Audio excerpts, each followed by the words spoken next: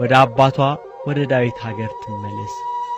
ተመለሺ ተመለሺ ተመለሺ ሱላማጢስ ተመለሺ የልጅሽን ነፍስ የሻቱ ጠላቶቹ ስለሞቱ መሰደዱ ይበቃሻል ቅድስት ሀገር ይሻልሻል እንበላት ተመለሺ ተመለሺ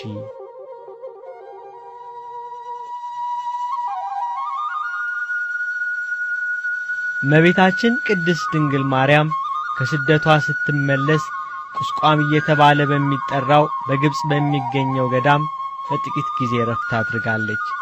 በዚህ ቦታ ላይ በኋላ ዘመን የእስክንድሪያው ሊቀ ጳጳስ ቅዱስ ቴዎፍሎስ በስሟ ቤተክርስቲያንን ሰርቶባታል።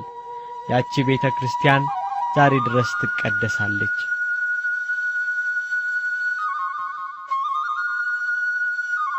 ቤተክርስቲያናችን ዛሬም የአበባ ወራት የአዲስ ሕይወት ተስፋ በሆነ በወርሃ ጽጌ በጽጌያት የምትመሰለውን እናት በሌሊት ዝማሬ ታወድሳታለች።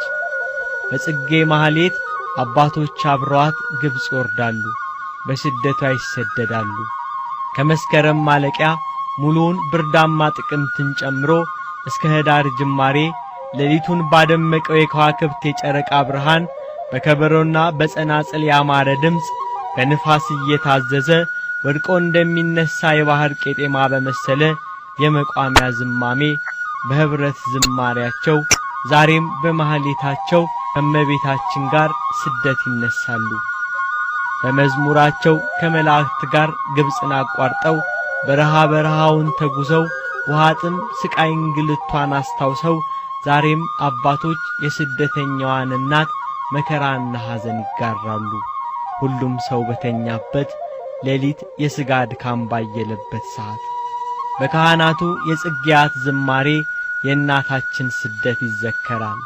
ስለምን ዛሬም ከልቦናቸው ያሳደዷታሉና።